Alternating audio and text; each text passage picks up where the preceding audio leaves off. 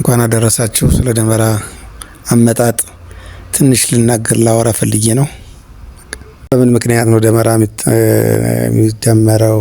ስለ ደመራ ምክንያት ምንድነው አመጣጡ የሚለውን ትንሽ ለማለት ፈልጌ ነው።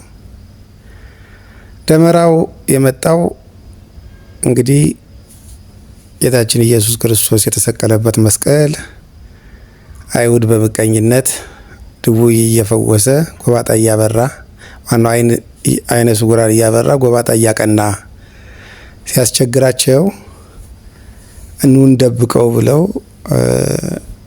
ወስደው ደበቁት እና 300 ዓመት የአካባቢያቸውን ቆሻሻ ጣሉበት ማለት ነው።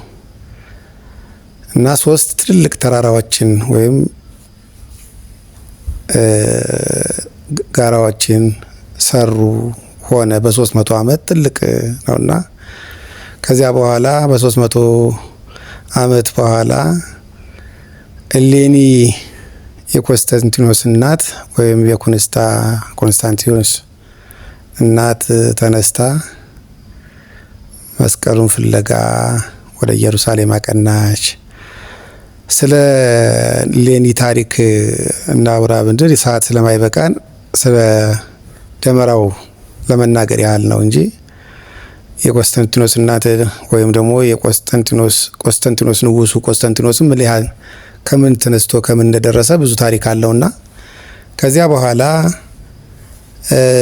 ስዕለት ነበራት። ልጇ ያን ክርስትናውን ወይም ልጇ በመስቀሉ ምልክት ድል ያደረገበትን ስላደረገ ስዕለት ስለነበረባት አሁን እባክህን አንተም ነግሰሃን እኔም መስቀሉን ልፈልግ፣ ክርስቶስ የተሰቀለበት መስቀል ተቀብሮ ነው ያለው፣ ልፈልገው እባክህ ፍቀድልኝ ያለችውና ከሮም ተነስታ ልጇ በሰጣት ወይም በሰራተኞቹ በዚህ በንግስቱ ቤተሰብ ነውና ተነስታ ወደ ኢየሩሳሌም ሄደች።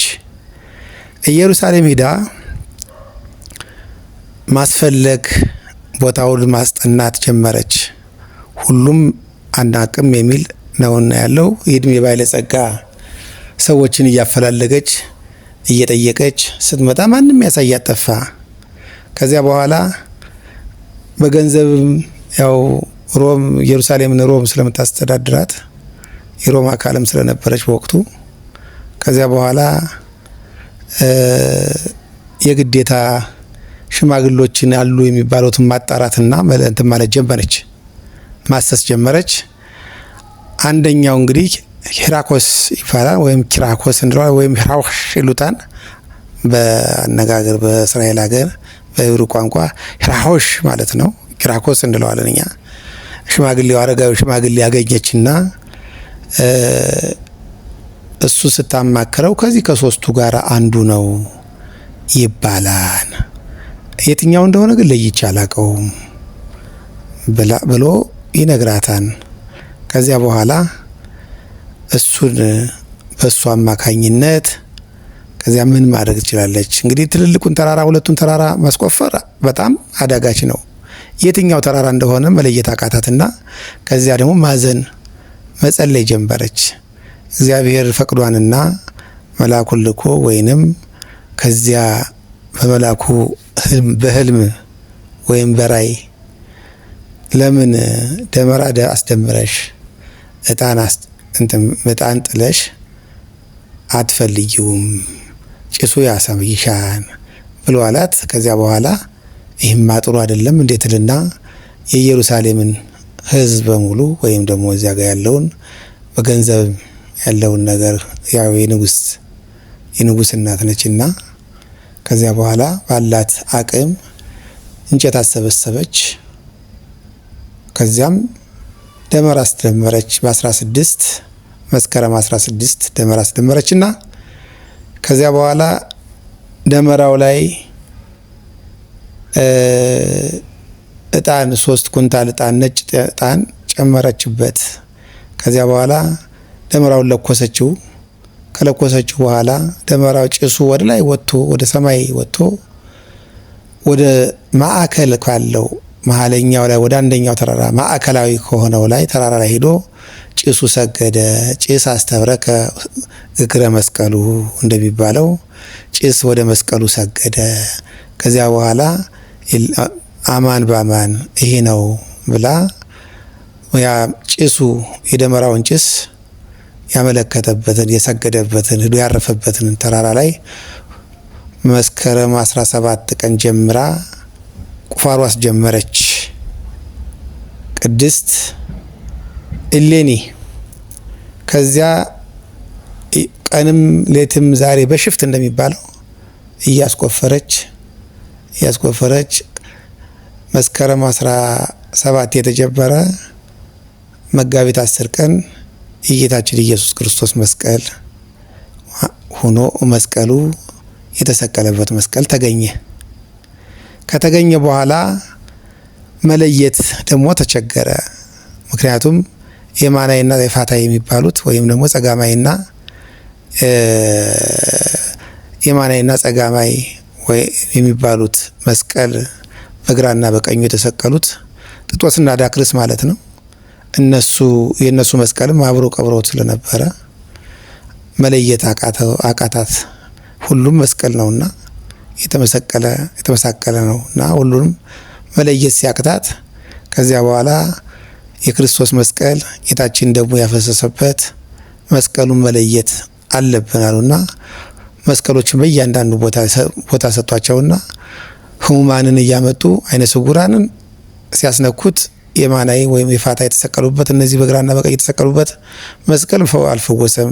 ጌታችን ኢየሱስ ክርስቶስ ግን የተሰቀለበት መስቀል እውር አበራ፣ ጎባጣ ቀና፣ አይነ ስውራንም እንዲሁ በሽተኞች ሁሉ እየመጡ ተፈወሱበት። አማን በአማን የክርስቶስን መስቀል አገኘሁ አለች፣ ለልጇም ላከች። ያንን ነገር ተወስዶ ወደ ሮማ አደባባይ ረጅም ነው። የጌታችን ኢየሱስ ክርስቶስ የተሰቀለበት ቁመቱ 7 ሜትር ወርዱ 3 ሜትር ነው። ወደ ጎን ማለት ነው። እጁ የተዘረጋበት 3 ሜትር ነው። ወደ ላይ ደግሞ ቁመቱ የተሰቀለበት ደግሞ 7 ሜትር ነው ቁመቱና ያው ለማጓጓዝም ትክክለኛውን መስቀሉንም ለማድረግ አሰበች። ይሄ ነገር እንዴት ይሁን አለች። ምክንያቱም የሰው ቁመት ቢረዝም ከ2 ሜትር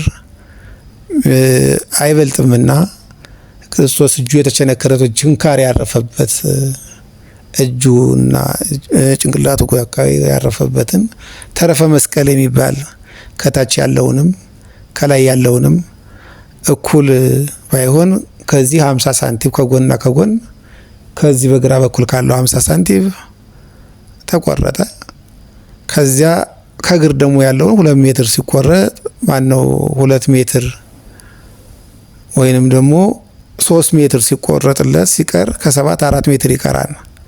ከዚያ ያንን በዓለም ላይ የነበሩት ወይም ደግሞ ትልቅ ክርስቲያኖች የክርስቲያን ደሴቶች ከሚባሉት ወይም ደግሞ ስርዓተ ቤተ ክርስቲያን ይሄ መንበረ ማርቆስ የሚያዛቸው በኦርቶዶክስ እምነት ወይም ደግሞ የዛን ጊዜ ዓለም ክርስቲያኖች በነበሩበት ሰዓት የኦርቶዶክስ እምነት ኦርቶዶክስ የሚለው ክርስቲያን የሚለው እምነት 5 መንበሮች ነበሩና ለ5ቱ ተከፋፈለ።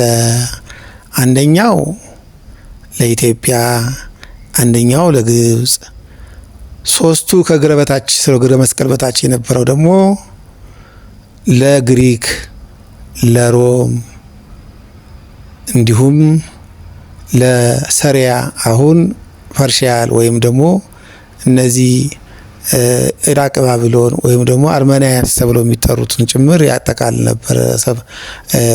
ሰሪያን ተብለው የሚጠራው አሁን ሶሪያ ተብላ የምትጠራው ትንሽ ሀገር ሳትሆን የረጅሙ ሰፊው ሀገር የነበረው ሀገር ማለት ነው።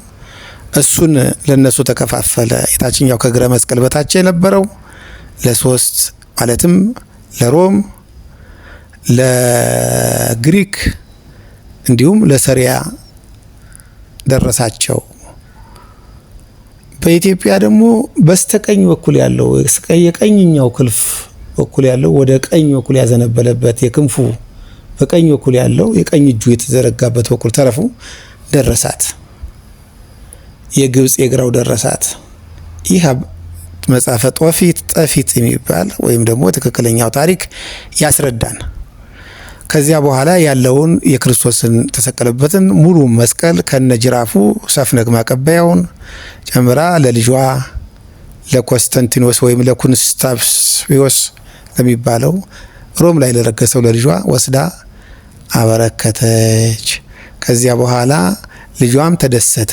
እናቴ ሆይ መልካም ነገር ተገልጾልሽ አደረግሽ፣ እግዚአብሔር ሰጥቶሻል፣ እግዚአብሔር አድርጎልሻል። እውነት ነው። አሁን ይህ የኔ ንብረት አይሆንም፣ ይሄ ሰማያዊ ንብረት ቦታ አይደለም፣ መንፈስ ቅዱስ ያደረበት ነውና ኮንስታንቲኖስ በመንፈስ ቅዱስ የተቃኘ ነውና ይሄማ ለመንበረ ማርቆስ ለቤተ ክርስቲያኗ ለክርስቲያኖች ለዚያው ለቤተ ክርስቲያኑ ነው የሚሰጠው እንጂ እኛ ጋር ሮም ላይ እዚህ ቤተ መንግስት ሊቀመጥ አይችልም። ስለዚህ የኛ ንብረት አይደለምና ለመንበረ ማርቆስ አስረክቢ ብሎ በክብር ወደ ግብጽ ያ ሙሉ መስቀሉ ወደ ተረፍ ላይ የተነሳው ሳይሆን እሱን አሲዛ ወደ መንበረ ማርቆስ ወደ ግብጽ አሌክሳንድሪያ ተብላ የምትጠራው ቦታ ላይ ሄደም ሰፍነጉም ሁሉም ይሄ መጣጣ ያቀበሉበት ጅራፉ ክርስቶስ የተገረፈበትም አብረው እዚያ ተቃጠራቅ መጥረውት ስለነበረ ማለት ነው። የታች የተሰቃየበት ወይም ደግሞ በእኛ በለበሰው አካል የኛን የእመቤታችን ስጋ በለበሰው ያ ክርስቶስ የተባለው ስጋ ያ ከእመቤታችን የነሳው ስጋ መከራ የተቀበለበት ያን ሕማሙን የተቀበለበትን ያ ሁሉ ነገር መከራውን አምጥተው ለግብጽ ላይ ተቀመጠ። ግብጽ በኋለኛው ዘመን ግብጽ አረቦች እየወረሯት መጡ። ያን ሰጠ፣ እነሱም አለፉ። ያም የጌታችን ኢየሱስ ክርስቶስ ግብጽ ውስጥ በክብር ተቀምጦ አሌክሳንድሪያ የሚኖር የነበረው ከዚያ በኋላ በአጼ ዳዊት ዘመን ይነብር መስቀሌ በዲበ መስቀሌ እያለ በራእይ ያሳየው ነበር። ምንድን ነው? መስቀሌ በመስቀሌ ቦታ ይቀመጥ ይለኛል። በወቅቱ የዛን ጊዜ ቋንቋችን አማርኛ ሳይሆን ግዕዝ ስለነበረ ብሔራዊ ቋንቋችንም ሁሉም ነገር ግዕዝ ስለነበር ይነብር መስቀሌ በዲበ መስቀሌ መስቀሌ በመስቀሌ ቦታ ይቀመጥ እያለ በህልም ያሳየው ነበርና ከዚያ በኋላ አባቶችን በበረሃ ያሉትን ጠርቶ ላይ ነገር እንደዚህ ያለ በህልምም በራእይም እየታየኝ ነው፣ ምንድነው ነገሩ ብሎ የለም ግብጽ አሁን በአረቦች ተወራለች። ያ የመንበረ ማርቆስም ቦታ እየጠፋ ነው፣ አረቦች እየወረሩት ነው። ንዋየ ቅድሳት የክርስቶስ መስቀልም ጭምር ሌሎችም አሁን እነ ደብረ ምጥማቅ ሁሉ ከዚያ በኋላ ወደዚህ መጥተዋልና ከዚያ በኋላ ይህን መስቀሌን በመስቀሌ ቦታ ይቀመጥ እያለህ ነው።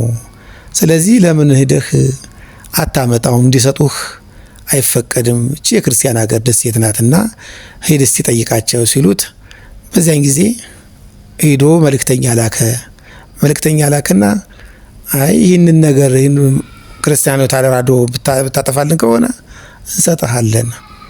እንዲያውም እኛ ተቸግረናል፣ ወደ ኢትዮጵያ ቢመጣ ደስ ይለናል። መንበረ ማርቆስም የተከፋፈለ ስለሆነ አሁን አደጋ ውስጥ ስለሆን መጥተህ ብትወስደው ይሻላል ብለው ሄዶ